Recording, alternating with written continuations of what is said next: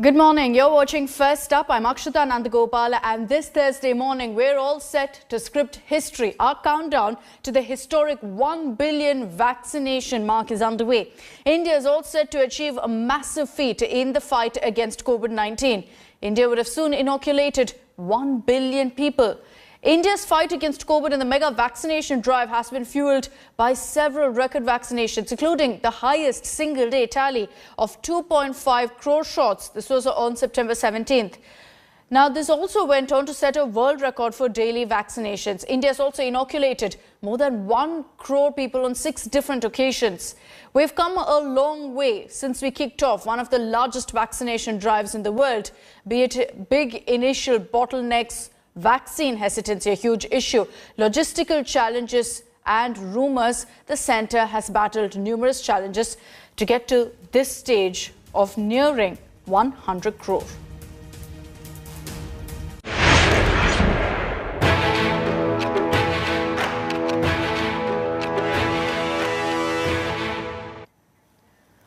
Another story we're tracking closely this morning is on the Aryan Khan drug case. The Mumbai Sessions Court yesterday rejected Aryan's bail plea, and SRK's son is now pinning all hopes on the Bombay High Court. Aryan's advocates approached the Bombay High Court seeking bail in the cruise drug bust case. The appeal is likely to be mentioned before a single bench of Justice N.W. Sambre. Senior advocate Amit Desai as well as Satish Mani Shinde were present before Justice S.W. Sambre to mention the matter. But the court rose for the day before the mentioning. The case will be heard again today. Now, the 23-year-old son and accused number 1 in the case has been in Mumbai's Arthur Road jail since October 8th and will remain there till any relief comes from the Bombay High Court.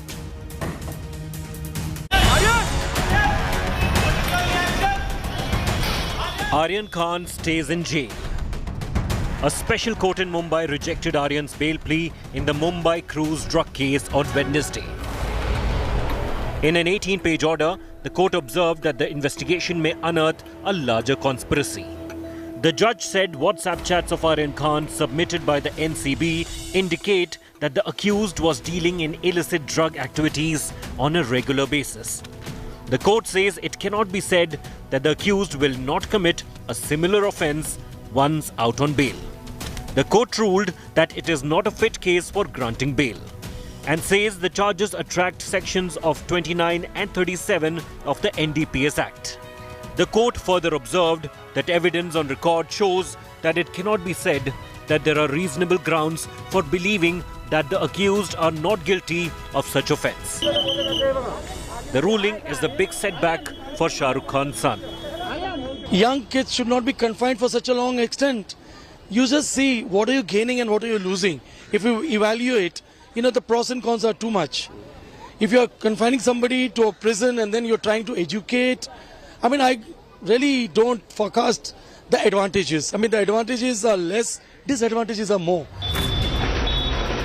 The NCB, under fire from many quarters over its probe, has got a big boost.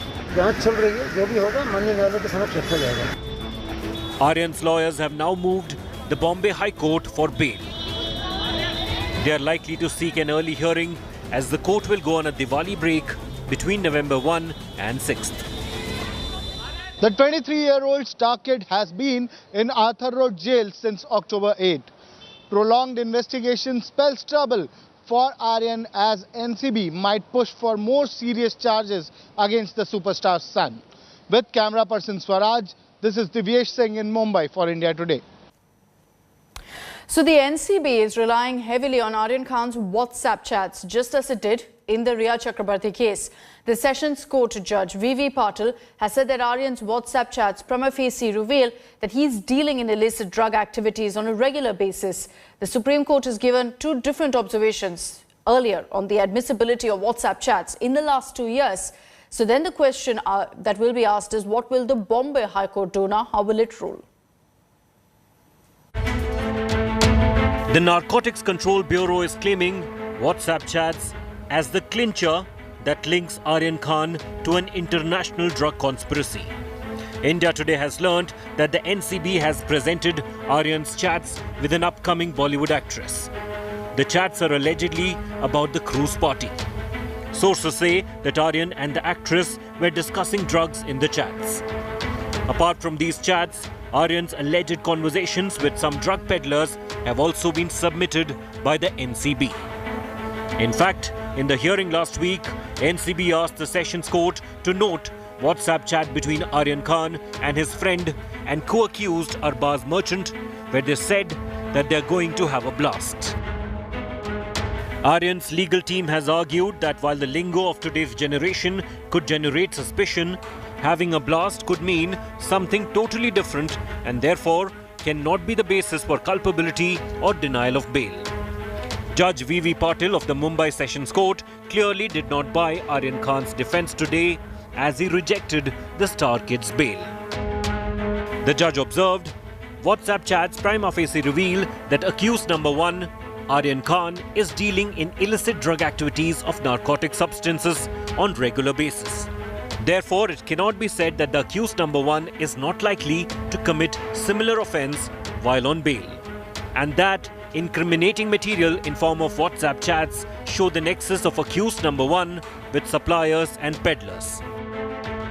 While NCB is relying heavily on the WhatsApp chats to implicate Shah Rukh Khan's son, the Supreme Court in January 2020 observed WhatsApp messages, which are verbal communications, are a matter of evidence with regard to their meaning and its content to be proved during the trial and cross-examination.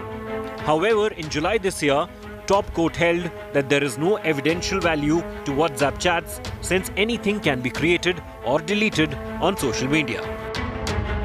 Just like the Riya Chakrabarti case, in Aryan's case too, WhatsApp chats have formed the Narcotics Control Bureau's probe. Do chats about having blast suggest illicit drug trafficking? Will these chats hold as evidence in the Bombay High Court now?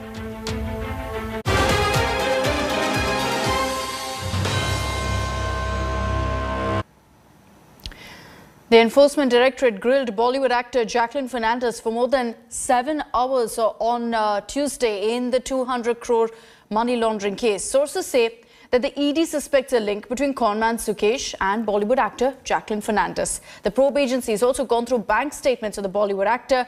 India Today's accessed inside details of ED's probe into the extortion scandal. The ED suspects that Jacqueline was actually in touch with the main accused, with conman Sukesh Chandrasekhar.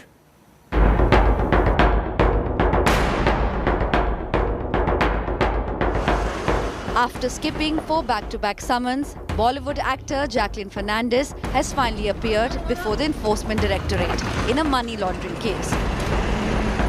The agency grilled the Bollywood actor for more than 7 hours over her links to conman Sukesh Chandrasekhar, who is accused of extorting 200 crores from a businessman's wife.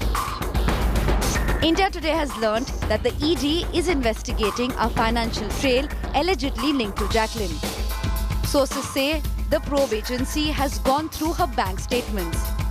Sources say the actor's statement was recorded under the Prevention of Money Laundering Act.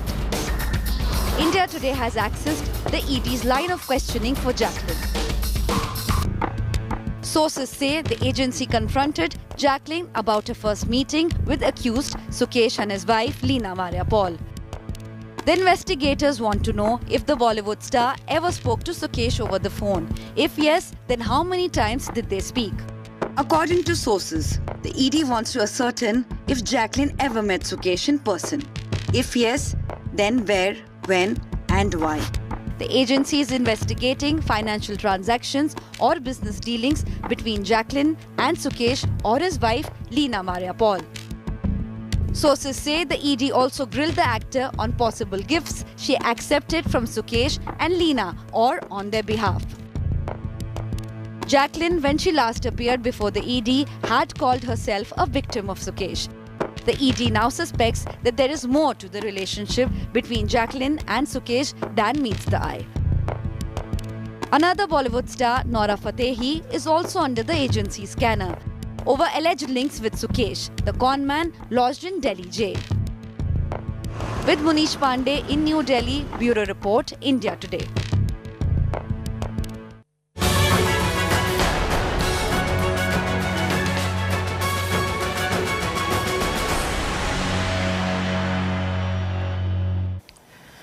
There's unfortunately been no respite from the flood fury for the people of Uttarakhand. Heavy rainfall in the state for 4 consecutive days has led to chaos and disaster really across the state.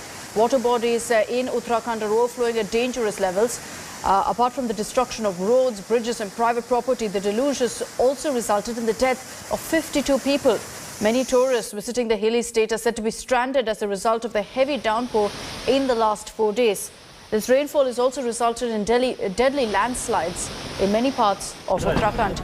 The Chief Minister, Pushkar Singh Dhami, conducted an aerial review of the flood-affected areas in Ramnagar. Home Minister Amit Shah will also be conducting an aerial survey of the areas worst affected by the floods. Over 1,300 people have been evacuated from Uttarakhand and from the low-lying areas by the NDRF. बहुत नुकसान हुआ है पूरे प्रदेश के अंदर. जगह जगह पुल बह गए हैं, संपर्क मार्ग बह गए हैं, लोगों के घर बह गए हैं, जनहानि हो गई है बहुत बड़े पैमाने पर. और लेकिन सरकार ने पूरे आपदा प्रबंधन तंत्र के साथ मिलकर सभी तरीके से जो है उसको एक तरीके से कोशिश करी है कि इस आपदा को जो है मैनेज करें. आपदा में जो है जो अच्छी व्यवस्था हो सकती है वो करें. और हमारी तराई में हो चाहे पहाड़ी पर्वतीय क्षेत्रों में हो, दोनों क्षेत्रों में. So right now, the rains have stopped in Uttarakhand. The deluge, however, over the last few days has left behind piles of debris and ruins. The NDRF is working overtime to now clear these areas. Here's a ground report.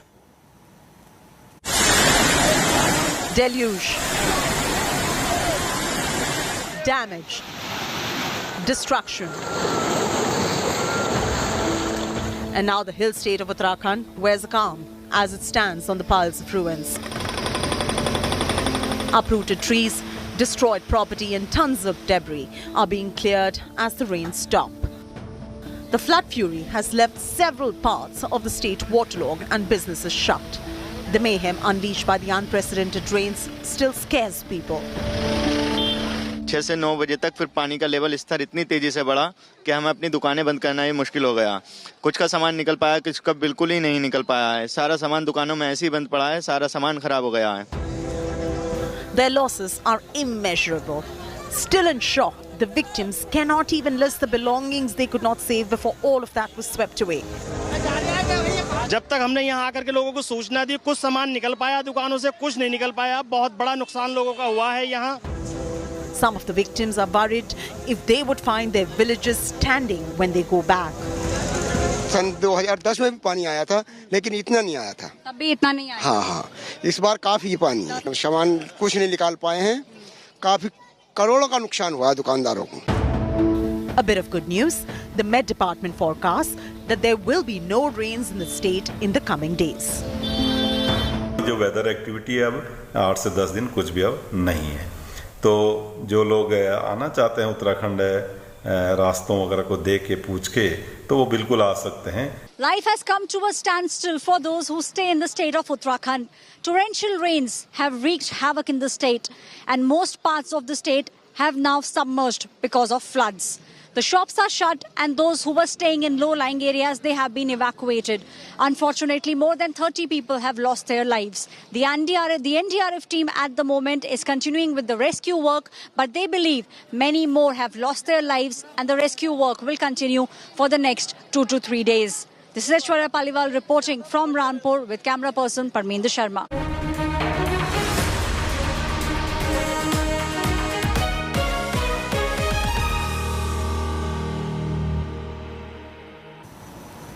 Let's get you the latest political stories also that we're tracking this morning. It's Congress versus Congress all over again in Punjab.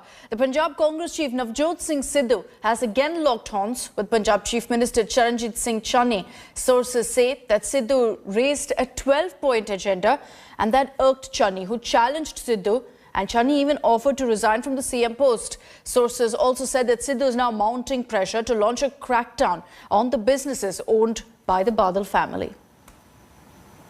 मेरी लड़ाई मुद्दों दी है, मसलियां दी है और पंजाब पक्षी एक एजेंडे दी है. मैं हक सच दी लड़ाई लड़दा रहा. इहदे च कोई समझौता सी ही नहीं. Abuses, bad blood and open power rivalry. The bitter war of Sardars, showing no signs of abating. despite an all-out truce bid by the Gandhis.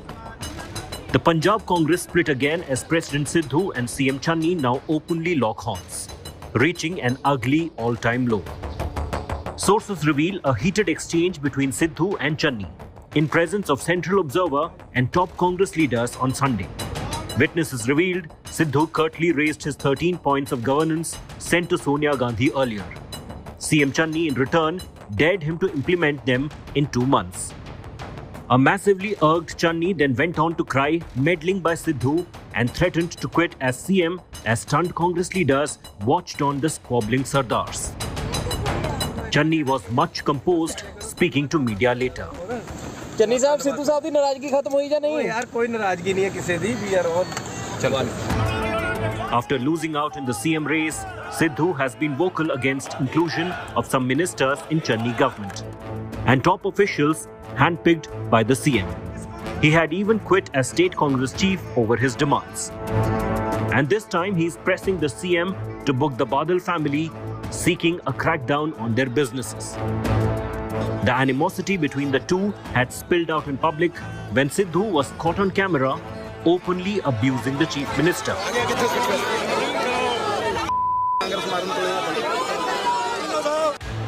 The Gandhis had then advised Sidhu to focus on party organisation. But the irrepressible Sardar is in no mood to relent. The Sidhu-Channi rivalry may spell doom for Congress in Punjab, especially when ex-CM Amrinder Singh is set to launch his own party and align with the BJP. Bureau Report, India Today.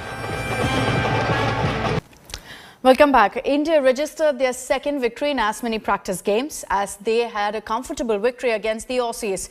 Both Jasprit Bumrah and Mohammad Shami were rested as India brought in players who were rested for the first practice match. Yes, the men in blue cruised to a win.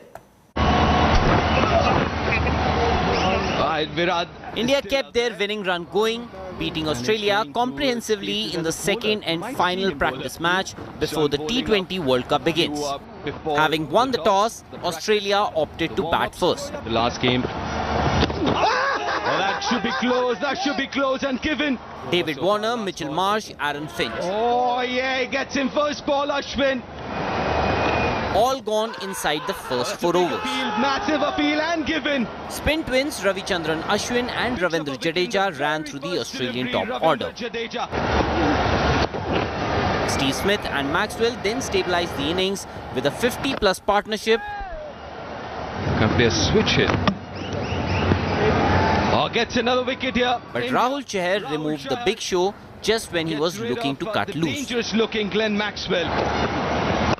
Marcus Stoinis's 25-ball 41 along with Steve Smith's 50 ensured Australia crossed the 150-run mark. 41 balls for his half-century. Onto the boundary.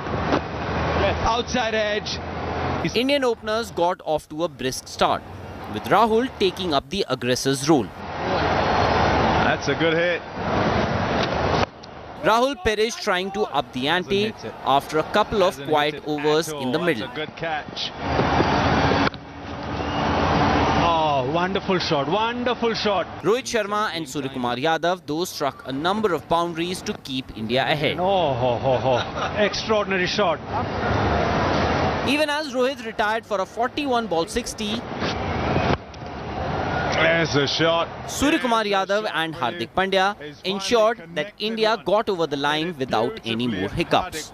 Sports Bureau, India Today. Feels so good. And that's all we have time for in this edition of First Up. Thank you for watching. Have a great day ahead and stay tuned to us here on India Today for the top stories.